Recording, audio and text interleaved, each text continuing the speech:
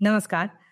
American राष्ट्राध्यक्ष Donald Trump सत्तेवर आल्यापासून दररोज काही ना काहीतरी नवीन बातम्या येत आहेत. त्यांच्या इनॉग्रेशनच्या पहिल्याच भाषणात त्यांनी 3 मोठे निर्णय घेतले. स्थलांतरितांच्या विरोधात मोठी कारवाई करण्याचं त्यांनी सांगितलं आणि दुसरी एक मोठी कम्युनिटी त्यांच्या एका धक्कादायक निर्णयाला बळी ठरली आहे आणि ही कम्युनिटी आहे LGBTQ कम्युनिटी. ह्याच समाजातल्या लोकांच्या हक्कासाठी लढणारे कार्यकर्ते समीर समुद्र आज आपल्याबरोबर आहेत. समीर समुद्र हे मूळचे पुणेकर. मुळात भारतात शिक्षण घेऊन मग अमेरिकेत स्थलांतरित झालेले आणि तिथे त्यांनी LGBTQ ही चळवळ उभी केली. स्वतः ते अनेक चळवळी आणि अनेक पिटिशन्समध्ये स्वतः ते लढतायत आणि अशा कार्यकर्त्याबरोबर आपण ह्या सगळ्या अमेरिकेत चाललेल्या घडामोडींविषयी चर्चा करणार आहोत. त्यांचे अनुभव जाणून घेणार आहोत, अमेरिकेतले आणि भारतातलेही. या सगळ्याबद्दल बोलण्यासाठी आपल्याबरोबर स्टुडिओमध्ये आहेत समीर समुद्र. समीर नमस्कार. बायस्कोप मराठीमध्ये तुमचं स्वागत आहे. मी मगाशी म्हटलं तसं समीर हे अमेरिकेत स्थायिक आहेत आणि LGBTQ समाजातल्या न्याय्य हक्कांसाठी, अधिकारांसाठी ते लढा देत आहेत. ते ह्या चळवळीत पहिल्यापासून आहेत आणि भारतात सुद्धा त्यांनी या संदर्भात चळवळीमध्ये यापूर्वीही भाग घेतलेला आहे आणि ते ह्याच कॉजसाठी लढतायत. समीर, तुम्ही अमेरिकेत आहात, गेली अनेक वर्ष तिथे आहात. तिथे तुम्ही कायदेशीर लढा देताय या हक्कांसाठी, LGBTQच्या समाजातल्या हक्कांसाठी. आता ट्रम्प 2.0 आल्यानंतर नेमका काय फरक पडलाय? पहिल्याच दिवशी, पहिल्याच भाषणामध्ये त्यांनी अशा पद्धतीचं कोट अनकोट खूप सेन्सेशनल वाक्य उच्चारलं आणि त्या पाठोपाठ त्यांच्या निर्णयांचा हे पण आला, एकदम झपाटा पण सुरू झाला.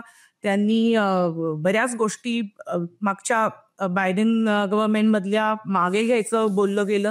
आता काय परिस्थिती आहे अमेरिकेत आणि तुम्ही ह्याकडे सगळ्याकडे कसं बघता? सर्वात प्रथम आम्हाला म्हणजे धक्का बसला, पण आम्हाला हे माहिती होतं खरं सांगायचं तर. कारण ट्रम्पनी त्यांच्या आतापर्यंतच्या म्हणजे निवडणुकीच्या पूर्वी त्यांनी ज्या घोषणा केल्या होत्या त्याच्यात याबद्दल ते बोलले होते. त्यामुळे आम्हाला कल्पना होती याची. फक्त आल्या पहिल्या दिवशी फक्त नुसतं बोलून नाही तर ते एक्झिक्युटिव्ह ऑर्डर्स देऊन आणि नंतर तडकाफडकी सगळे म्हणजे डिव्हर्सिटीचे प्रोग्राम्स किंवा गव्हर्नमेंट एम्प्लॉईजमध्ये म्हणजे तुमच्या ईमेलच्या खाली स्वाक्षरी असते ज्याच्यात प्रोनाउन तुम्ही लिहू शकता, म्हणजे ही, हिम, शी, हर किंवा दे, देम. तर त्या प्रोनाउनचंही तुम्ही काढून टाका असं सगळ्या गव्हर्नमेंट एम्प्लॉईजना त्यांनी सांगितलं. वेगवेगळ्या LGBTQ ऑर्गनायझेशन होत्या ज्यांना गव्हर्नमेंट फंडिंग होतं आणि त्या फक्त अमेरिकेतच नाही तर जगभरात ज्या सगळ्या LGBTQ संस्था होत्या ज्यांना अमेरिकन गव्हर्नमेंटकडून सपोर्ट मिळायचा, त्यांचं फंडिंग तडकाफडकी बंद झालं. म्हणजे आत्ता गेल्या 2 दिवसात मी 4 भारतातल्या वेगवेगळ्या LGBTQ संस्थांबरोबर बोललो, ज्या संस्था या अमेरिकेच्या सरकारकडून मिळणाऱ्या फंडिंगवर चालत होत्या, की जेणेकरून LGBTQ समाजाच्या उन्नतीसाठी जगभरात काम होऊ शकेल अशा स्वरूपाचं ते फंडिंग म्हणजे अमेरिकन गव्हर्नमेंटकडून मिळायचं. ते बंद झाल्यामुळे आता या संस्थांचं रोज म्हणजे त्यांचं कार्य पुढे कसं चालणार हा प्रश्न उपस्थित झालाय. त्यामुळे तो म्हणजे आम्हाला माहिती होतं की हा निर्णय ते घेणार आहेत, पण तो इतक्या तडकाफडकी लगेच अंमलबजावणी होईल आणि त्याच्यामुळे जगभरात उलथापालथ या म्हणजे LGBTQच्या म्हणजे बाकीच्याही अनेक बाबतीत त्यांनी हे केलेत, पण आपण याच बद्दल बोलतोय म्हणून मी त्याच्यावरच फोकस करतो. पण त्याच्यामुळे उलथापालथी एकदम जाणवल्या, अमेरिकेतच नाही तर जगभरात जाणवल्या. आणि अमेरिकेत तुम्ही म्हणाल तर म्हणजे हा जो लढा आहे LGBTQ समाजाचा, हा म्हणजे मी आता गेले 27 वर्ष अमेरिकेत आहे आणि मी हा लढा जवळून पाहिलेला आहे की न्याय्य हक्क म्हणजे आमच्या लग्नाचे हक्क, अडॉप्शनचे हक्क या सगळ्यासाठी आम्ही प्रत्येक हक्क आम्हाला लढून मिळालेला आहे. आणि आता या अशा निर्णयामुळे आपण परत मागे जातोय की काय अशी थोडीशी परिस्थिती निर्माण झाली आहे.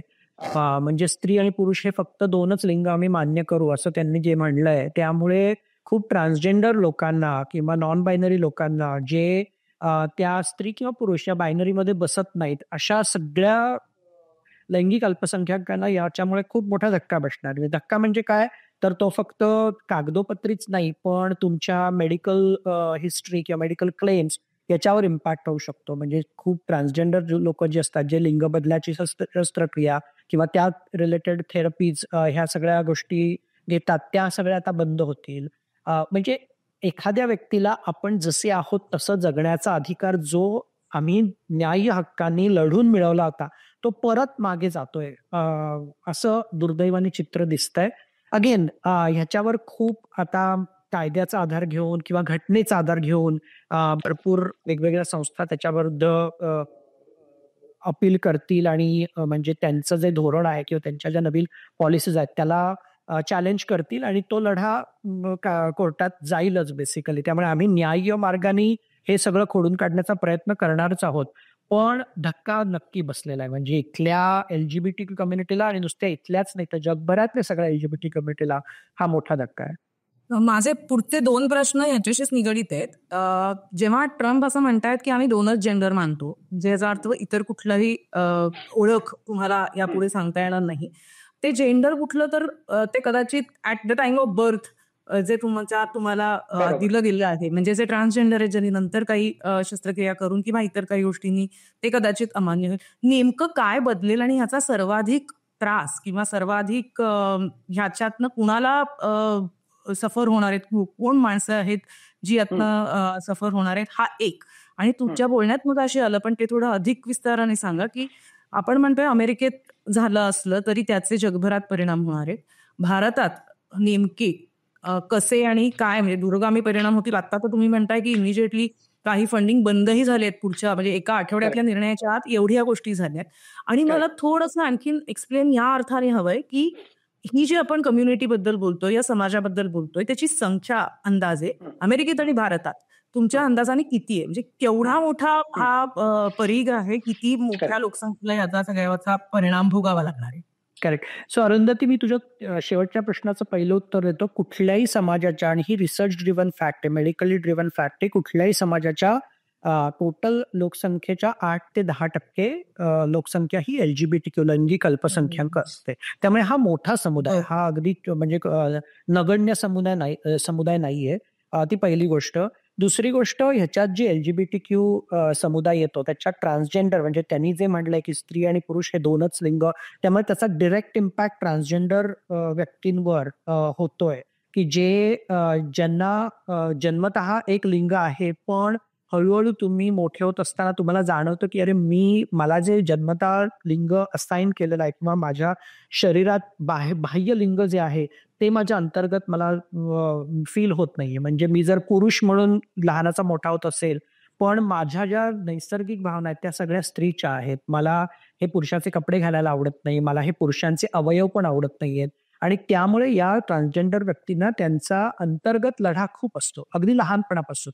आणि हे अगेन म्हणजे ह्याच्यात कुठेही म्हणजे हे मेडिकली प्रूव्हन आहे. आणि आपल्याकडे तर म्हणजे भारतीय संस्कृतीत तर आपण आपले पूर्वापार संस्कृती जर गेली, अर्धनारी नटेश्वर, आणि हे आपल्याकडे लैंगिक विविधता आणि लैंगिक म्हणजे त्याचा जो फ्रीडम आहे तो खूप आपल्याकडे खरं तर आपल्या संस्कृतीचा एक भाग पहिल्यापासून होता. म्हणजे किन्नर समाज किंवा ट्रान्सजेंडर हे आपल्याकडे त्याच्यात म्हणजे तो एक प्रकृतीचाच एक भाग आहे असंच नेहमी मानलं गेलेलं आहे. तर हा जो समुदाय आहे त्याला हा डायरेक्ट इम्पॅक्ट आहे. पण त्यामुळे होतंय काय, फक्त या समुदायाबद्दल नाही तर LGBTQ हा संपूर्ण जो समुदाय, ज्याच्यात माझ्यासारखी लोक आहेत, जे गे लोक आहेत, लेस्बियन्स आहेत, या सगळ्यांना आमची ओळख की आम्ही लैंगिक अल्पसंख्याक आहोत आणि आम्ही जसे आहोत तसे आम्हाला सन्मानाने जगण्याचा हक्क आहे, हे आम्हाला सहजासहजी मिळालेलं नाही. हे आम्हाला लढा देऊन मिळालेलं आहे. कारण एक ठराविक समाज, जो स्ट्रेट समाज आपण ज्याला म्हणतो,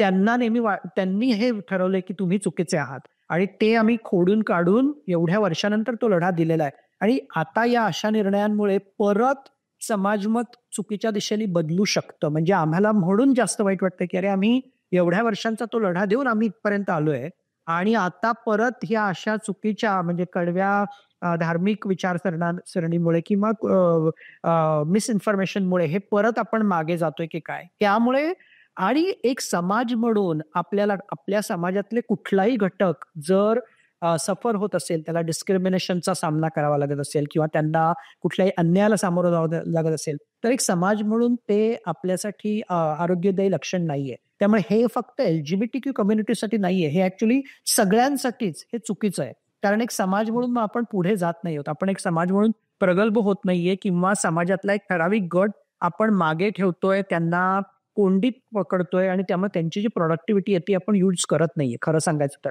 त्यामुळे हा फक्त LGBTQ समाजाचाच प्रश्न नाहीये. त्यामुळे LGBTQ नसलेल्या लोकांनी सुद्धा याच्यावर विचार करण्याची गरज आहे, की अरे खरंच हे हे करून आपण काय साध्य करतोय नक्की? हा दुसरा मुद्दा. आणि तिसरा मुद्दा तू प्रश्न जो विचारला, की ह्याचे भारतात आणि इतर जगात, तर मी म्हटलं तसं फंडिंगच्या बाबतीत म्हणजे तो डिरेक्ट फायनान्शियल इम्पॅक्ट आहे. समाजमत परत कारण शेवटी कसं होतं, नाही म्हणलं तरी प्रगत देश जे आहे, अमेरिका आत्तापर्यंत तरी सगळ्या बाबतीत प्रगत देश म्हणून लढला जायचा. मला माहित नाही आता ह्याच्यापुढे हे असे पॉलिसीज मुळे आणि याच नाही, इव्हन अबॉर्शन राईट्सवर म्हणजे तुम्हाला माहिती असेल तर त्या बाबतीत पण अमेरिका मागे गेलेली आहे. फेमिनिझम वगैरे नुसता शब्द अमेरिकेत वापरतात, पण अजूनही वुमेन लीडर्स अमेरिकेत जर बघितल्या तर कोणीच नाहीये. त्या मनाने भारतात खरंच म्हणजे आपल्याकडे अबॉर्शन राईट्स चांगले आहेत, वुमेन लीडर्स आपल्याकडे होऊन गेलेले आहेत. कारण मला खरं तर भारतीय असल्याचा त्या बाबतीत अभिमान वाटतो आणि आपली संस्कृती पण सर्वसमावेशक आहे. तर पण कसं होतं, अमेरिकेत जे होतं त्याचे पडसाद सगळीकडे पडतात आणि मग बघा अमेरिकेतही हे असं चाललंय, मग आपल्याकडे आपण का LGBTQ आणि लैंगिक अल्पसंख्याकांना का अधिकार द्यायचे, असाही एक परत मतप्रवाह होऊ शकतो. आणि फक्त इंडियातच नाही तर सगळ्या बाकीच्या देशात की जे प्रगतीपथाच्या मार्गावर आहेत, तिथे आतापर्यंत जे बदल झालेले आहेत सकारात्मक या बाबतीत, ते परत कुठेतरी त्याला एक म्हणजे म्हणजे स्टॉल होऊ शकतात की काय, ही थोडीशी भीती आहे. कारण हे समाजमत आम्ही म्हणलं तसं हे सगळ्या लढ्यानंतर आम्ही समाजमत बदलत आलेलो आहे आणि आता परत आपण मागे जाऊ की काय, अशी थोडीशी कन्सर्न आहे. मला त्या संदर्भातच विचारायचंय, समाजमत जेव्हा आपण म्हणतो तर बहुमताने निवडून आलेले राष्ट्राध्यक्ष आहेत ट्रम्प, हे त्यांच्या प्रचार सभांमधनं जेव्हा जेव्हा ते हा विषय रेटत होते पूर्वीपासूनच, म्हणजे ते काही त्यांच्यासाठी तुम्ही म्हणलात तसं जरी एकदम एवढ्या पद्धतीने ते अंगावर डायरेक्ट आलेलं असलं तरी त्याची कल्पना नक्की होती, जगाला होती, की अशा पद्धतीचा काहीतरी एक ज्याला आपण प्रतिगामी असं म्हणू शकतो, अशा पद्धतीचा काही निर्णय होऊ शकतो. असं असताना म्हणजे त्यांना त्या प्रचार सभांमधनं ह्या पद्धतीच्या निर्णयाला पाठिंबा मिळत होता. याचा अर्थ तिथेही अशी काही मंडळी आहेत जी बहुसंख्येने आहेत, जी तुम्ही म्हणता तसं आता ह्या कन्सेप्ट्सना म्हणजे सो कॉल्ड कॉन्झर्वेटिव्ह आपण त्यांना म्हणूया, की ते या सगळ्या कन्सेप्ट्सना विरोध करतायत आणि धर्माच्या नावाखाली असू देत किंवा कट्टरतावादाच्या नावाखाली असू देत, ते या सगळ्याच्या विरोधात आहे. त्यात एक मुद्दा बऱ्याचदा बोलला जातो आणि तो आता तर सगळ्या मीडियाने उचलून धरलाय तो शब्द ट्रम्प यांनी वापरलेला आणि कॉन्झर्वेटिव्ह पण वापरतायत, ते वोक कल्चर. ते त्या वोक कल्चरमध्ये ह्या सगळ्या विषयाला बांधतात आणि म्हणतात की हेच आम्हाला नकोय. तर ते नेमकं काय आहे वोक कल्चर आणि ह्या लोकांना भीती काय आहे, जे बहुसंख्येने या ट्रम्पच्या निर्णयांना पाठिंबा देत आहेत, त्यांना नेमकं काय म्हणायचंय आणि त्यांना हे का असं वाटतंय की हे चुकीचं होत होतं इतकी वर्ष देशामध्ये, तर ते काय वोक कल्चर? नाही आणि म्हणजे ह्या जो विरोध करतात, हे जे लोक म्हणजे ट्रम्प यांचे समर्थक आणि इतर जे जुन्या विचारसरणीचे आहेत, तर त्यांना तुम्ही जर विचारलं की तुम्ही कुठल्या बेसिसवर, तुम्ही शास्त्रीय आधारावर विरोध करताय, तुम्ही कुठल्या, त्यांच्याकडे कारण काहीच नाहीये. केवळ एक धर्माचं कारण की नाही आमच्या धर्मग्रंथात हे लिहिलेलं आहे, असं एक कारण देऊन. पण आपण 21व्या शतकात आहोत. आपण धर्मग्रंथात हे लिहिलंय म्हणून त्याच्यावरून एखाद्या व्यक्तीचं आयुष्य ठरवू शकत नाही, पहिली गोष्ट. दुसरी गोष्ट, आपण जर बाकीच्या बाबतीत म्हणजे आपण टेक्नॉलॉजी वापरतोय, आपण चंद्रावर जातोय, आपण बाकीच्या बाबतीत टेक्नॉलॉजी, सायन्स याचा जर आधार घेतोय, तर याही बाबतीत मानवी प्रकृती याही बाबतीत त्याचा आधार म्हणजे शास्त्र काय सांगतंय, विज्ञान काय सांगतंय, हे न घेता कुठल्या तरी रिग्रेसिव्ह माइंडसेटनी म्हणजे धार्मिक विचारसरणी असो किंवा कुठलंही असू दे, त्याच्या आधारावर एका समुदायाला त्यांचं अस्तित्वच अमान्य करायचं, हे पूर्णपणे चुकीचं. त्यामुळे तुम्ही या सगळ्या विरोधकांना प्रश्न लॉजिकली विचारला की तुम्ही मला शास्त्रीय दृष्ट्या सांगा किंवा तर्काने सांगा, त्यांच्याकडे ती उत्तरं नाहीयेत. आणि त्यामुळे मग काहीतरी त्यांना ते वोक कल्चर असा एक नाव, शब्द, गोंड शब्द देऊन ते हे करतात. कारण शेवटी स्वतंत्र आणि उदारमतवादी व्यक्तिमत्वाची लोक किंवा ज्यांना जगा आणि जगू द्या ह्याच्यात जे बिलीव्ह करतात ते तुम्हाला नक्की सांगतील की अरे नाही ह्याच्यात काहीच चुकीचं नाही. म्हणजे तुम्ही जर बघितलं तर LGBTQ समाज हा पहिल्यापासून हे काय आत्ता LGBTQ अचानक हे नाही झालेले. आपण पहिल्यापासून म्हणजे जसं हे प्रकृतीचाच एक अंग आहे. जसं डाव्या डामखरी असतात तसंच LGBTQ समाज आहे. जे जन्मतःच या प्रकृतीने जन्मेल लोक आहेत. आणि त्यामुळेच मला म्हणून भारतीय संस्कृतीचं आपलं कौतुक वाटतं की आपल्याकडे सर्वसमावेशकता लैंगिक अल्पसंख्याकांच्या बाबतीत पहिल्यापासून होती. आणि त्यामुळे या वोक कल्चर हे नाव दिलंय. पण तुम्ही त्यांनाच जर खरं विचारलं म्हणजे हा प्रश्न त्यांना खरं विचारायला पाहिजे की का तुमचा विरोध आहे, त्यांच्याकडे ठोस असं उत्तर काहीच नसतं. म्हणजे मी म्हणून नेहमी लोकांना त्यांचे काही आरोप आहेत म्हणा किंवा याविषयी खूप चर्चा जेव्हा सुरू असते तेव्हा ते सांगतात की 72 कोणी म्हणतात 60 एवढी जेंडर आहेत. त्यामुळे आणि मग त्या प्रत्येकाचे राईट्स आणि प्रत्येकाला सेपरेट काही हवं असेल तर ते कसं देणार. तर हे काही खरं आहे अशी 7, 70, 72 असा काही आकडा आहे? हे बघा, पहिली गोष्ट लैंगिक विविधता हे हा स्पेक्ट्रम आहे. यात आकडा असंच काही नसतो. म्हणजे आपल्याला फक्त स्त्रियांना पुरुषांबद्दल आणि पुरुषांना स्त्रियांबद्दल आकर्षण किंवा स्त्री म्हणजे असंच असायला पाहिजे आणि पुरुष म्हणजे असंच असायला पाहिजे. आपल्याकडे आपल्या भारतीय संस्कृतीत प्रत्येक स्त्रीमध्ये एक पुरुष असतो, प्रत्येक पुरुषामध्ये एक स्त्रीत्व असतं. हे आपल्याकडे इतकं रुजलेलं आहे. त्यामुळे आपल्याकडे हे बायनरी म्हणजे स्त्री म्हणजे फक्त असंच आणि पुरुष म्हणजे असंच हे आणि तोच पाया आहे या सगळ्या याचा. त्यामुळे ही जी भीती आहे, कसं होतं इग्नोरन्समुळे ही भीती निर्माण होते आणि ती भीती एकदा निर्माण झाली की आपण एक समाज म्हणून आपण नको रे बाबा असं हे होतं. आपल्याकडे किती लोकांना किन्नर समाजाबद्दल माहिती आहे. म्हणजे कुठेही तुमच्या सोसायटीत समजा कोणीतरी ट्रान्सजेंडर व्यक्ती कामाला असेल तर किती लोक अभिमानाने त्या व्यक्तीला सगळ्या समाजात सामावून घेतात? नाही घेत, कारण आपल्याकडे भीती आहे. पण लोक आपल्याला ती भीती का वाटते? कारण आपल्याकडे खूप गैरसमज त्यांच्याबद्दल निर्माण झालेले आहेत. तर ही भीती हे गैरसमज हे दूर करणं ते आम्ही करतोय आणि आम्ही आतापर्यंत करत आलोय. पण हे ट्रम्प आणि यांच्या निर्णयामुळे दुर्दैवाने परत आपण त्या म्हणजे ज्या पूर्वीच्या ह्याच्यात होतो त्याच्यात जाऊ की काय असं हे वाटतंय.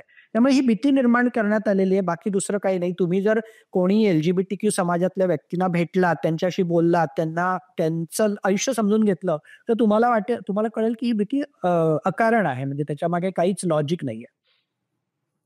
तुम्ही जरी असं म्हणत असलात की भारतीय संस्कृती खूप सर्वसमावेशक आहे, डेफिनेटली असणार आहे. पण हे मानणारा समाज भारतातही खूप जास्त प्रमाणात आहे की नाही मला माहिती नाही. I doubt. नाहीये. मीच सांगतो. मी राहिलेलो. मी 2017 ते 2020 3 वर्ष भारतात राहिलो. तेच पुढे विचारणार होते. समीर समुद्र यांचं नाव आज पूर्ण देशाला, पुण्याला आणि महाराष्ट्राला सगळ्यांना जास्त कळलं ते 2019 मध्ये मला वाटतं तुम्ही पुण्यात येऊन पुन्हा एक कार्यक्रम केला. त्या अगोदर समलिंगी विवाह रजिस्टर केला अमेरिकेमध्ये, तेव्हा बातम्या आल्या होत्या. त्यानंतर पुण्यात जाहीर कार्यक्रम केला. अर्थातच भारतात समलिंगी विवाहाला कायदेशीर मान्यता नाही, त्यामुळे तुम्ही त्याला विवाह असं न म्हणता तुम्ही एक सोहळा कौटुंबिक सोहळा होता तो, कमिटमेंट. तर त्या सगळ्याचं खूप पॉझिटिव्हली वार्तांकन झालं असं मला वाटतं. ती तुमची ओळख सगळ्यांना आहे.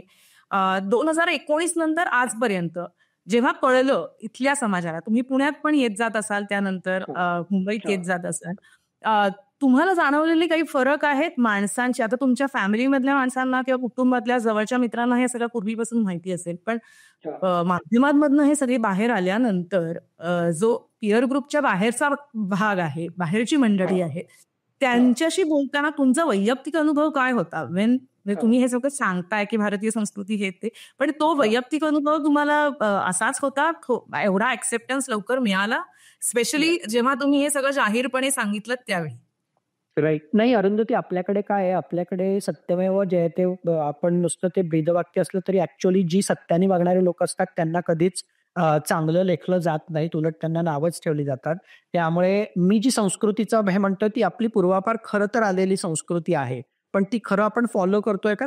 उत्तर नाहीये दुर्दैवाने. कारण तुम्ही जेव्हा मी ओपनली आउट आयुष्य जगलेलो आहे. 3 वर्ष मी पुण्यात 2017 ते 20 राहिलेलो आहे. त्यामुळे मी हे जवळून पाहिलेलं आहे की जे ओपनली आउट आयुष्य जगतात त्यांना समाजात तेवढं मान स्थान मिळत किंवा तुमच्या नातेवाईकांच्या, तुमच्या मित्रपरिवारात इक्वल नाहीये ते स्थान. म्हणजे मी इव्हन शाळा कॉलेजचे तुमचे व्हॉट्सअप ग्रुप असतात त्याच्यावरही जाणवतं की तुम्हाला अगदी म्हणजे काय म्हणतात त्याला, काहीतरी एक विचित्र आहात तुम्ही अशाच यांनी बघितलं जातं किंवा तुमच्याकडे हे केलं जातं. त्यामुळे ते दुर्दैवाने चित्र अजूनही आहे. म्हणजे ही नवीन पिढी जी आहे, जी आता 20-21 वर्षाची आहे, ती खूप ओपन आहे. पण मी म्हणजे यावर्षी मी आता 50 वर्षाचा होईल. पण माझी जी पिढी किंवा माझ्या पुढची एक पिढी त्याच्यात अजूनही एक्सेप्टन्स कमी आहे. त्यामुळे अजून त्याला वेळ लागणार आहे आणि पण आपण तो वेळ लागणार आहे म्हणून आपण ओपन व्हायचंच नाही, असंही मी मानत नाही. त्यामुळे माझं नेहमी हेच असतं, की माझं जे आयुष्य आहे ते मी प्रामाणिकपणे जगतो आणि त्याच्यातून सुदैवाने चांगल्या गोष्टी अशा झाल्यात, की एल-जी-बी-टी-क्यू कम्युनिटीतल्याही खूप लोकांना त्यामुळे ओपन होण्याचं हे मिळालं आणि खूप स्ट्रेट लोकांनी मला म्हणजे अप्रोच केलं, की "अरे आपल्याला तुमच्यासारखी लोकं आहेत, त्यामुळे आम्हालाही एल-जी-बी-टी-क्यू लोकांचं आयुष्य जवळून कळतंय." त्यामुळे हा मिक्स्ड हे आहे मला असं वाटतं अरुंधती. अजून बदल व्हायची गरज आणि कदाचित त्या समारंभामुळे किंवा त्या बातम्यांच्या मुळे म्हणा किंवा त्या चर्चेमुळे म्हणा लोकांना कदाचित अशीही माणसं आहेत ज्यांना पहिल्यांदा समजत असेल की अशा पद्धतीने माणसं बाहेर येऊन जाहीरपणे मान्य करतात.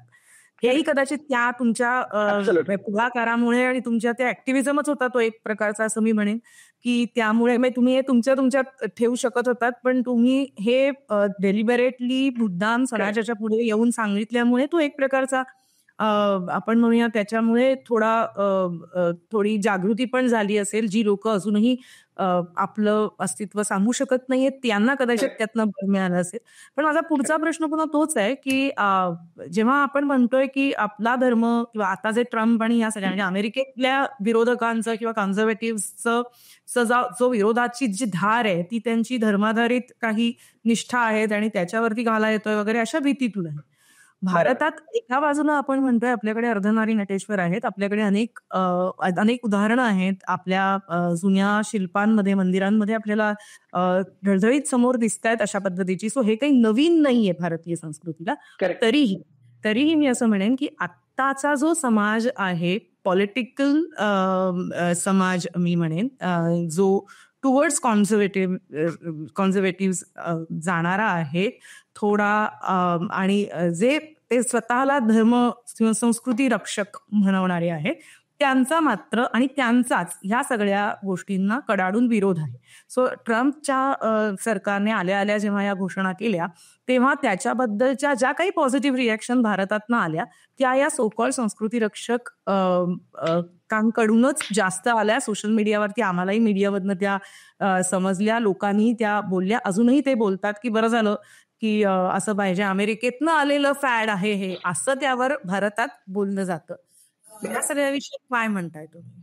नाही हे दुर्दैवानी म्हणजे मी नेहमी म्हणतो की एल-जी-बी-टी-क्यू समाजाला सगळ्याच धर्माकडून विरोध आहे. त्या बाबतीत सगळे धर्म सर्व धर्म समभाव पाळतात. कारण कुठल्याच धर्मातून दुर्दैवाने तो एक पॉझिटिव्हिटी जी असायला पाहिजे. अर्थात काही म्हणजे प्रत्येक धर्मात असे अजूनही आहेत काही खरं धर्माचं पालन करणारे जे हे आहेत ते प्रत्येक धर्मात आहेत जे सपोर्ट करतात. म्हणजे रिसेंटली मी आता मला आठवत नाही कोण आहेत ते पण त्यांनी म्हणजे ते हिंदू धर्माचे हे आहेत पण त्यांनी पॉझिटिव्ह हे केलं. म्हणजे त्यांना ओपनली विचारलं कोणीतरी की मी गे आहे आणि तर त्यांनी सांगितलं ओपनली की अरे तुम्ही लग्न नका करू मुलीशी तुम्ही.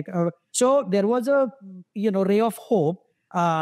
पण खरं म्हणजे मला नेहमी तेच वाटतं की शेवटी कसं आहे धर्म हा प्रत्येकाचा वैयक्तिक प्रश्न आहे आणि तो प्रत्येकाला तो चॉईस आहे की तुम्ही त्या धर्माचं पालन करायचं की नाही. पण एक माणूस म्हणून म्हणजे कुठल्याही धर्मात एक माणूस म्हणून तुम्ही कसं वागायला पाहिजे किंवा माणसाने माणसाशी कसं वागायला पाहिजे हे कुठल्याही धर्मात मला तरी वाटतं की पॉझिटिव्ह किंवा सकारात्मकच सांगितलेलं असणार.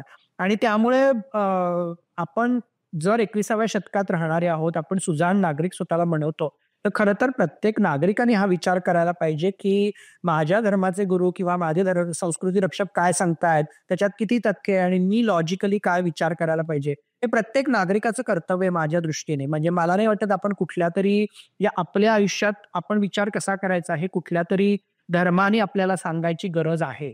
आपण स्वतः म्हणजे म्हणून तर म्हणजे स्वतःला आपण बुद्धी का दिली देवानी, म्हणजे देवानीच आपण परत धर्माकडेच हे वाटतोय, पण आपल्याला निसर्गाने ती लाईफस्टाईल आहे, धर्मापेक्षा पण ती आपली लाईफस्टाईल आहे आणि ती काळाच्या ओघात पुढे जायलाच हवी.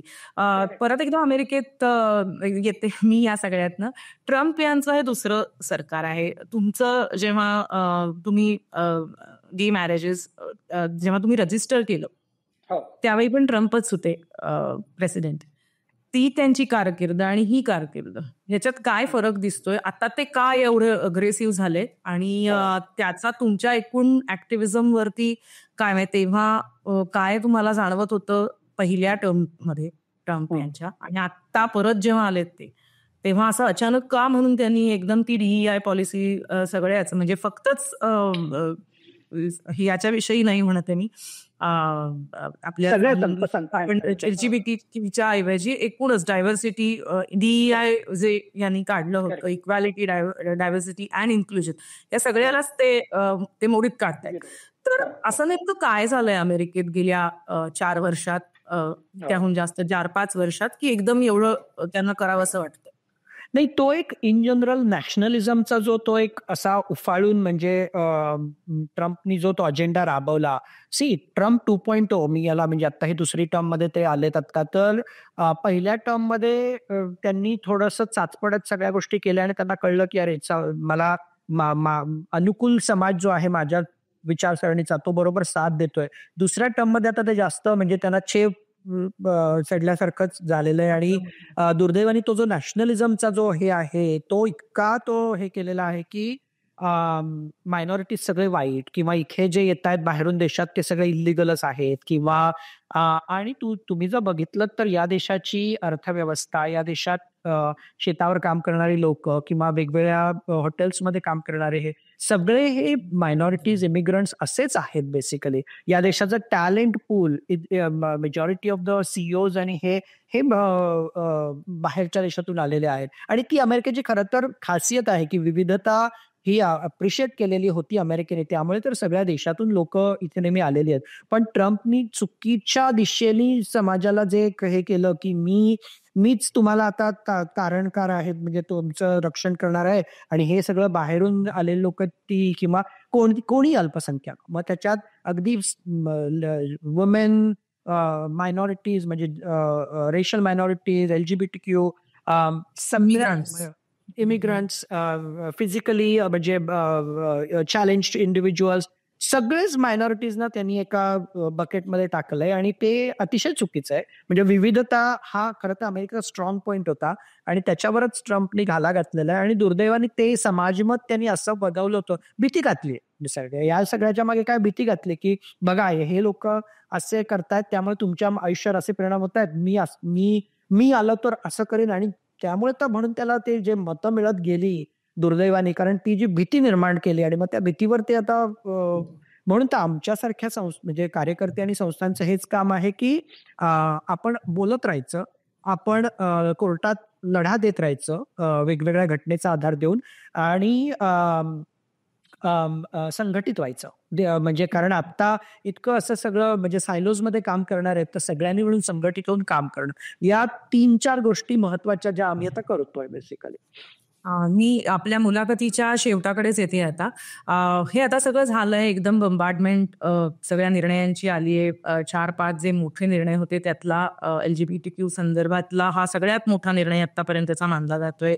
त्यांनी ते सगळं कॅन्सल करायला लावलेले, मधल्या सगळ्या तरतुदी होत्या त्या सगळ्या बाजूला ठेवायला सांगितलेल्या असताना मला थोडा भारताकडे पण त्याचा हे आणायचं आहे. भारतामध्ये मला वाटतं 2014 पासून जे सुप्रीम कोर्टाच्या त्या निर्णयानंतर थर्ड जेंडर हे अधिकृतपणे मान्य आहे आणि भारताकडे ते ऍक्सेप्टेड आहे. भारतात काही असं कोणी म्हणत नाही की आम्ही 2च जेंडर्स करतो. अजूनही भारतात समलिंगी विवाहांना मात्र मान्यता नाहीये. LGBTQ समाजाच्या ज्या भरपूर मागण्या आहेत त्यातल्या या महत्वाच्या मागण्या आहेत मला वाटतं की एक तर विवाहाला मान्यता मिळवून देणं, कारण त्याच्याशी निगडीत अनेक गोष्टी असतात. तर ह्या संदर्भात पण तुम्ही पिटिशन दाखल केली होती भारतात देखील, if I am not wrong.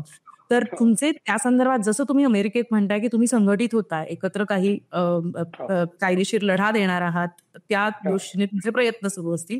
भारतातल्या चळवळीचं काय सध्या सुरू आहे आणि तिथे काय म्हणजे आता अर्थात याचे परिणाम परत पुढे मागे होणार, लोक बोलणार, पण अर्थातच त्याचा आपल्या सिस्टीमवरती लगेचचा परिणाम काही अधिकृतरित्या होणार नाही. पण त्या दृष्टीने हो. तुमचे काय भारतातल्या लढ्यासंदर्भातली काय प्रगती आहे आणि काय सुरू आहे? नाही, तुम्ही म्हणलाच तसं भारतात आता म्हणजे सर्वोच्च न्यायालयात याचिका आमची आहेच आहे इक्वल मॅरेज साठी, म्हणजे लग्नाच्या हक्कांसाठी, विवाह हक्कांसाठी.